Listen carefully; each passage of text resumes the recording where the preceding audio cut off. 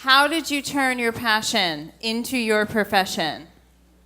I think I started at a very young age as a storyteller. I always liked to tell stories, sort of fabricate the truth, make up my own little excuses for doing things or not doing things. And when I got a little older, I decided I wanted to be a writer and put those down on paper. So I started as a newspaper reporter. That's what I went to college to be. And I decided that newspaper reporting was really boring. And I literally ran into someone who was an art director at an advertising agency who seemed to be having a lot more fun than me. So I went to work at an agency and loved it. And really, I never looked back. And what's interesting is I turned two passions, love and hate, into my current career, where I love advertising, but hate healthcare advertising with a passion. So when I had the opportunity to work in a healthcare advertising agency, I said, oh my God, this is a perfect opportunity for me to take something I hate and turn it into something I love. So that's why I do what I do. Wonderful. Awesome. I love that answer because I think it's so true. We love what we do, but there are moments we don't love it so much, and we have to be realistic about that. So why this brief? Why the young ones? Well, the opioid epidemic that's going on around the world, but especially in the United States, is you can't get away from it. It's everywhere. The statistics are mind-boggling. 109 people die every day. 500,000 people will die this year alone. I think if we probably just did a show of hands in this room, there would be enough people in this room who knew someone who had a problem, knew someone who potentially passed away. It's everywhere, and it affects every single one of us. So I think the reason why we wanted to tackle this is that while it's a huge problem, there still are not a lot of answers. And I would love to find a way to help inform people that the littlest things that they're doing sort of unintentionally can sometimes have huge effects.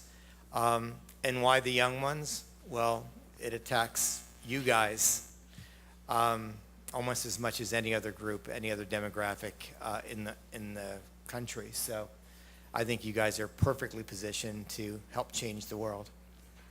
Thank you. Amazing. All right, so let's go to some of the questions that were submitted in advance. Sure. What will be best to find a real solution, to increase awareness of the problem, or to start a social movement? Are they mutually exclusive? I don't know. So, I mean, obviously, you would love to start a huge movement that started with a single conversation. I don't know if you can really do one without the other, but I think it has to start with people having those conversations, sometimes having those uncomfortable conversations, sometimes being there for someone, spotting the signs, knowing how it starts. It's not just the guys you see on the street. It's not just homeless people. It's not just this demographic. It's not just that demographic. When it's killing 500,000 people a year, it's everyone. So I think, I would love it if it started the conversation and it turned it into a social movement. I actually had the opportunity to watch a segment on the Today Show during this past week. They did a whole thing on opioids. If you guys can watch those segments online, they're actually really interesting. But one of them was talking about grandparents and how grandparents now have to raise children because the parents are sick. And think about it. It starts so simply, right? You go, you have a toothache, and you're like, oh, you have to have a wisdom tooth extracted. Okay, you have the wisdom tooth extracted. They give you a bottle of pills to relieve the pain. You take it for 1 or 2 days, and you don't think about it, but it sits in your medicine cabinet, and maybe later you take another one. If you take 9 pills, that's the beginning of an addiction, because people who take 9 pills usually want more and want more and want more and want more. So you didn't start out to be addicted to opioids. You started out to relieve your toothache, and it turned into an opioid addiction. So it's terrible. Yes. how can we measure our impact, or do you want to see how we can measure the campaign's success? You know, in a student competition like this, I don't know if you really can measure success. I would love to hear what your thoughts are on how we should measure success for the campaign. But as you said earlier, this is about the idea, not about the measurement. I completely agree, yes. And maybe at some point these campaigns will be... Absolutely. Yes, will be produced, and then we can measure, for sure.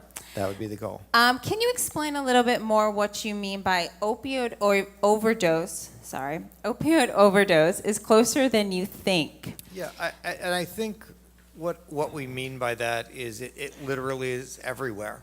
You know, if you look at the person next to you and you look at the person on the other side of you, there's probably a chance that one of those two people you just looked at is addicted to opioids. You know, the prevalence is just so high. So it's everywhere. It's everywhere. And, you know, it's just not the stereotype. It's not the person who's down on their luck. It's not the drug addict. It's not the homeless person. It's not that. It's, you know, go into any neighborhood anywhere in this country, and there are people addicted to opioids. It's everywhere.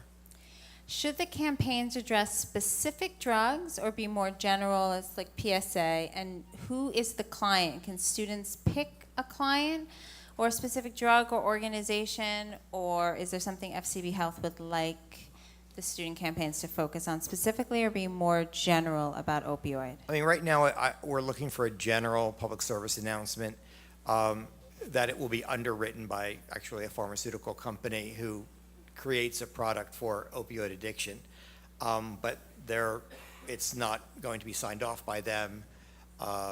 They'll just be funding it. So the company, if you want to know the name of the company, is called Adapt Pharmaceuticals. And should the students include statistics, creating more fact-based campaigns, or story-based campaigns? Right now, I don't want to say either. I mean, I think it's whichever way you'd like to go. I mean, there are so many real stories, so many true stories, so many personal stories, and yet you could also get lost in the numbers. You know, 109 people a day, 500,000 people a year. More people die every week from opioid addiction than the 9/11 terrorist attacks. I mean, I could go on and on with statistics. Mm-hmm. You know, you can do the math until, you know, you're blue in the face. So, but there's so many numbers. But sometimes the numbers are numbing. You know, if I say 500,000 people a year, all of a sudden it becomes this giant thing. But if I say it's, you know, this person sitting next to me, it becomes a much more personal story. So whatever way gets that message across, that something has to be done. Thanks. Thank you, Rich. All right, let's change it up. Does anybody in the audience have a question? Yes,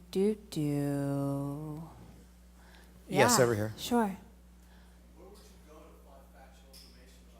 CDC, the Center for Disease Control, the CDC. So if you guys go on CDCgov, I believe it is, can give you more statistics than you'll ever want to find. There's also this other really cool thing. I don't know if you've heard it. It's called Google.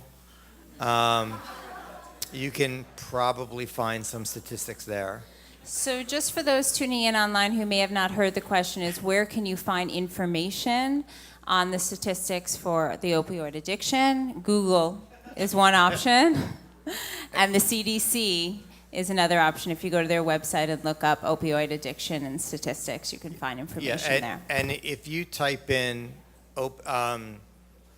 number of deaths per day from opioids, the first place it takes you is to the CDC.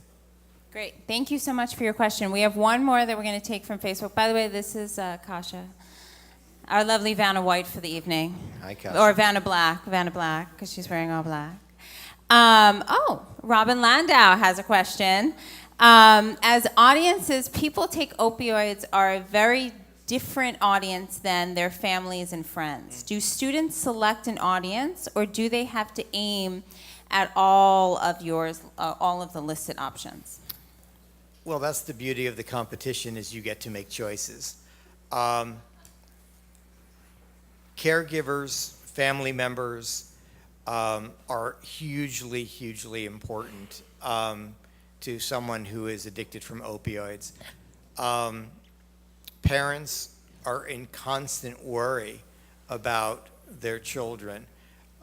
Friends are constantly worried about their friends.